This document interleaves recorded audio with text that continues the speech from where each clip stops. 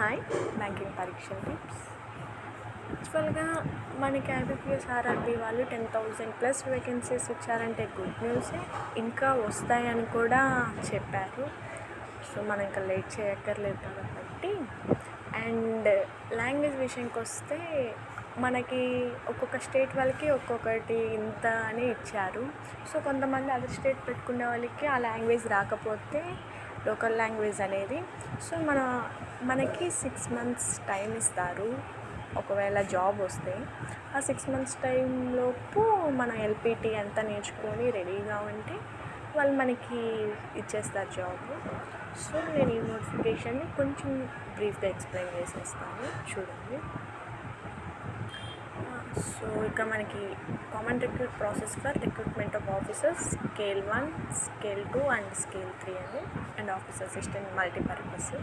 So ఇదంతా మనకి అనవసరమని కాదు, నేను బ్రీఫ్గా చెప్తాను అంతే.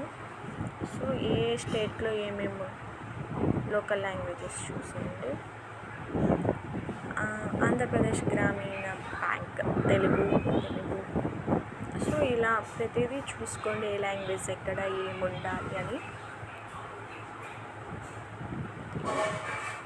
And next eligibility criteria. So eligibility criteria వచ్చేసి ఏంటి అంటే, దీనికి అప్లై చేసుకునే ముందు మన డిగ్రీ అనేది ఒక ఇచ్చారు లిమిట్. ఆ లిమిట్లోపు మన డిగ్రీ అనేది అయిపోయి ఉండాలి. అండ్ మన డేట్ ఆఫ్ బర్త్ కూడా వాళ్ళు 18+ ఇచ్చారు. సో అది కూడా చూసుకోండి. అండ్ ఇవి నేషనాలిటీ సిటిజన్స్ కూడా చూసేయండి. అండ్ ఇక్కడ చూడండి, ఏజ్ లిమిట్ వచ్చేసి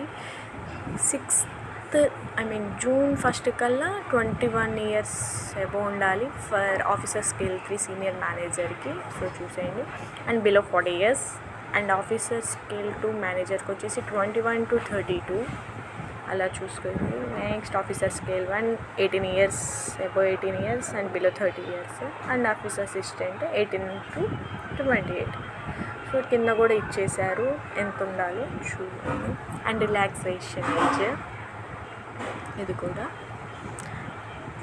అండ్ నెక్స్ట్ ఇవన్నీ గైడ్లైన్స్ చూడండి. Multipurpose.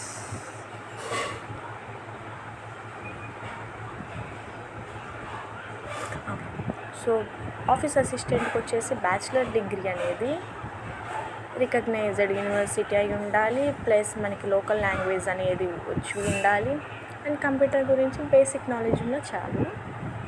And officer scale 1 assistant మేనేజర్కి చూడండి, బ్యాచిలర్ డిగ్రీ డిసిప్లైన్ అయి ఉండాలి. అండ్ ఇన్ కేస్ మన ఇక్కడ ఇచ్చిన వాటిలో మనది లేదు అనుకుంటే వీళ్ళల్లో ఎవరికైనా లేని టైంలో మనకి ప్రిఫర్ చేస్తారు. ఆ టైంలో ఫస్ట్ ప్రిఫరెన్స్ మాత్రం ఫస్ట్ వీళ్ళకే ఇస్తారు, ఆ నెక్స్ట్ మనకి ఇవ్వచ్చు. అండ్ ఎవరైతే అలా ఉన్నారు. And officer scale 2 general banking officer. ఇవన్నీ చూడండి. అండ్ ఫైనలీ అప్లికేషన్ ఫీ వచ్చేసి officer scale 1, 2 and 3 SC, ST and PWBD వాళ్ళకి వచ్చేసి 175 అండ్ అదర్స్ 850 పే చేయాల్సిందే. చూడండి. సో ఆఫీసర్ అసిస్టెంట్ వాళ్ళకి 175, 850 for general. And next office అసిస్టెంట్కి reasoning, numerical ability 40 questions and maximum కూడా 40 ఇచ్చేస్తారు. కాకపోతే మనకి టైం వచ్చేసి 45 minutesలో 80 bits అనేది పెట్టేయాలి. నేను అలా ఎలా పెట్టాలి కూడా నేను ఒకరోజు వీడియో చేసి పెడతాను. నేను ఎలా పెడతాను, నాకు ఎలా టైం అనేది నేను తగ్గించుకుంటాను అనేది కూడా నేను చేసి పెడతాను, చూడండి. అండ్ ఆఫీసర్ స్కేల్ 1 కూడా నేను చేసి పెడతాను. సో నేను రోజు ఈ 2 రాస్తున్నా కాబట్టి వాటి మీద నేను ఒకరోజు చేసి పెడతాను ఖచ్చితంగా. And multipurpose office assistant mains ఎగ్జామ్కి అనమాట. సో టోటల్ 200 క్వశ్చన్స్ ఇస్తారు, 200 marks, 2 hours. అండ్ సేమ్ దీనికి కూడా మనకి సెషనల్ టైం అనేది ఉండదు, అసలు ఈ ఎగ్జామ్ సెషనల్ టైం అనేది ఉండదు. సో మనకి ఉన్న 2 అవర్స్లోనే మన ఇష్టం, ఎలా అయినా ఏది ప్రిఫర్ చేసుకుంటే దాని ద్వారా చూసుకోవచ్చు. టైం అనేది మనమే తగ్గించుకోవాలి. అండ్ స్కేల్ 1కి కూడా అంతే సేమ్. అండ్ నెక్స్ట్ వచ్చేసి మనకి ఎగ్జామ్ పేపర్లో ఇక్కడ ఇంగ్లీష్ లాంగ్వేజ్ ఉంది కదా, ఇంగ్లీష్ లాంగ్వేజ్ అనేది ఇప్పుడు నేను ఇంగ్లీష్ పెట్టుకుంటే నాకు ఇంగ్లీష్లోనే ఓపెన్ అవుతుంది, కొంతమంది హిందీ ప్రిఫర్ చేసుకుంటే హిందీలో ఓపెన్ అవుతుంది. సో అదనమాట ఇక్కడ ఆప్షనల్ ఇంగ్లీష్ ఆర్ హిందీ అనేది. అండ్ ఎవరెవరికి ఏ టెస్ట్లు ఉంటాయో లాంగ్వేజెస్ అనేది చూడండి. ఆంధ్రప్రదేశ్కి English, Hindi and Telugu, and Arunachal English and Hindi. So ఇలా చూసుకొని పెట్టేసుకోండి. ఇంగ్లీష్ అనేది కామన్గా ఉంది, హిందీ అనేది కామన్గా ఉంది, చూడండి.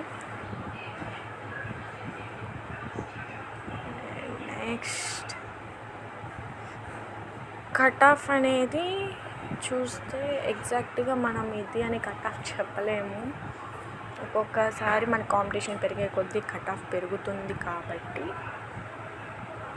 సో మనం దాన్ని ఎక్స్పెక్టేషన్ చెప్పలేము. మనం కూడా జనరల్లో అనుకొని మనం అవుట్ పెట్టుకుంటే మ్యాక్సిమం రావచ్చు, అలా ప్రిపేర్ అవ్వాల్సిందే. అండ్ ఎగ్జామ్ సెంటర్ వచ్చేసి ఎక్కడైతే మనం అప్లికేషన్లో ఫిల్ చేసుకుంటామో అక్కడే ఇస్తారు. అది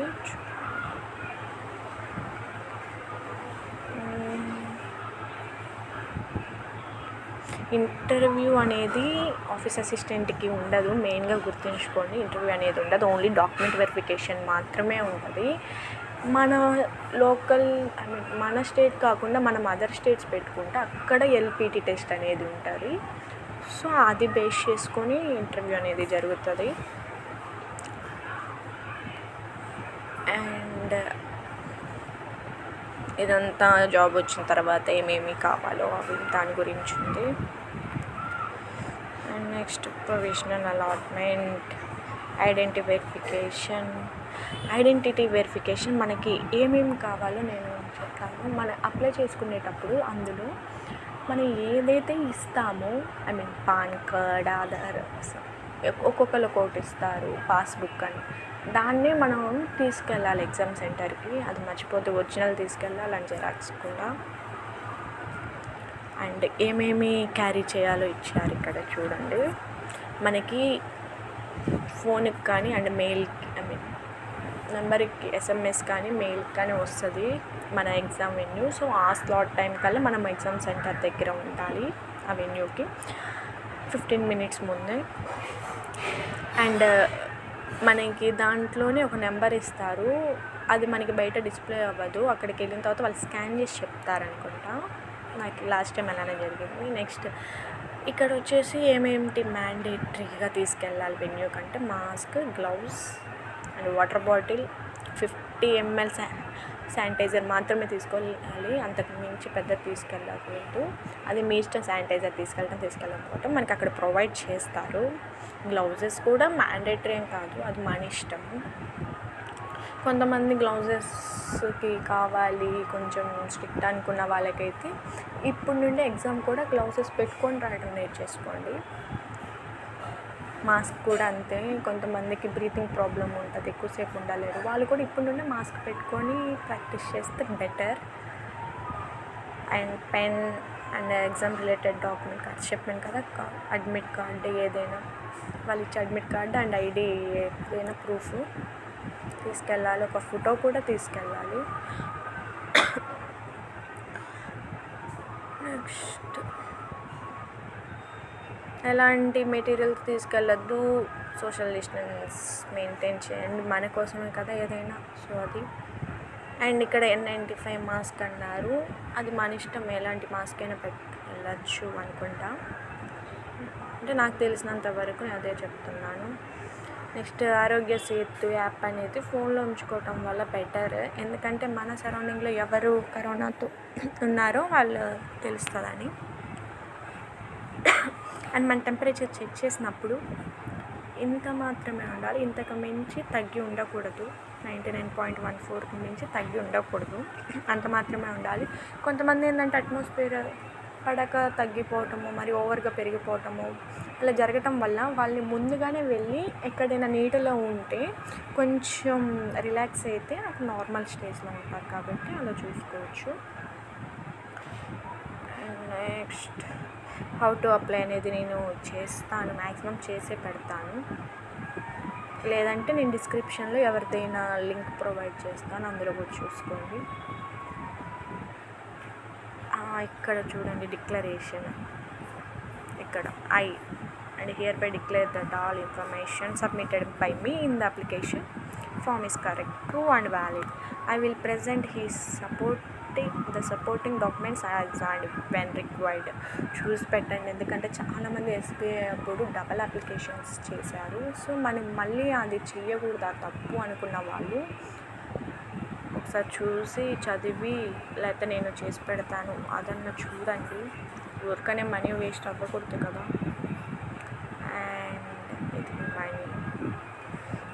అండ్ అప్లోడ్ చేసేటప్పుడు ఏమేమి కావాలి రిక్వైర్మెంట్స్ అంటే photograph and signature, left thumb, handwritten, ఇవన్నీ మీరు క్రాప్ చేసుకొని ఎంత కావాలో అంత సైజ్ పెట్టుకొని ఉంచుకోండి రెడీగా, ఎలాంటి ప్రాబ్లమేటిక్ రాకుండా. ఇన్స్ట్రక్షన్స్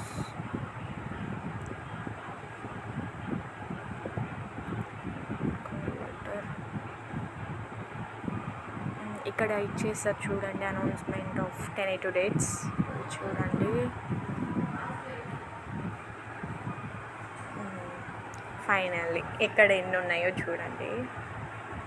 నేను ఏపీ కాబట్టి నాకు అండ్ ఓబీసీ 42 ఉన్నాయి చైతన్యలో, అండ్ సప్తగిరి గ్రామీణ బ్యాంక్లో 36 ఉన్నాయి. ఇంకా ఎన్ఆర్ అంటే నాట్ రిపోర్టెడ్ అండి. ఎన్ఆర్ అంటే కొంతమంది లేవనుకుంటారేమో, నాట్ రిపోర్టెడ్, ఇంకా ఇంక్రీజ్ అవ్వచ్చు. సో మనకి ప్రాబ్లమాటిక్ ఏం లేదు. చూడండి ఎవరు ఎక్కడ పెట్టుకోవాలనుకుంటున్నారో వాళ్ళు అక్కడ చూసి అప్లై చేసుకోండి. బట్ లోకల్ లాంగ్వేజ్ అనేది మ్యాండేటరీ. వాళ్ళు టైం ఇస్తారు, మనకి 6 months ఇస్తారంట. సో అది కూడా చూసుకోండి. అండ్ నేను ఎవరైనా అడిగితే నేను కట్ ఆఫ్ అనేది నేను పెట్టకపోవచ్చు. సో మీరు కామెంట్ చేస్తే నేను దాని కింద ఏ స్టేట్కి ఎంత కట్ ఆఫ్ నేను చెప్తాను, నేను కామెంట్ చేస్తాను. So and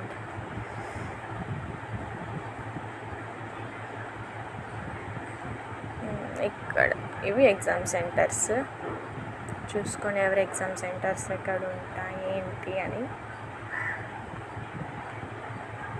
and photograph image అనేది ఇక్కడ సైజ్ చూడండి అంతే ఉండాలి.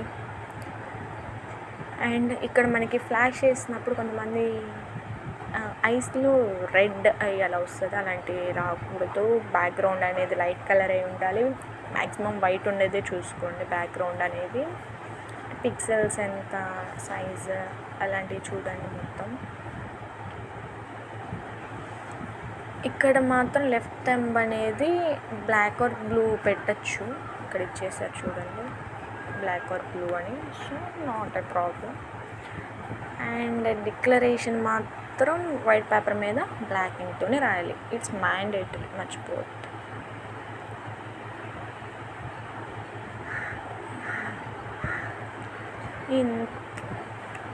ఇవన్నీ ప్రొసెసర్ చూడండి, uploading the documents and declaration. This is the declaration. ఇది మళ్ళీ మనకి అడ్మిట్ కార్డ్తో పాటు లింక్ చేసి ఇస్తారు. సో అప్పుడు కూడా డౌన్లోడ్ చేసుకోవచ్చు. సో ఇదేం ప్రాబ్లం కాదు.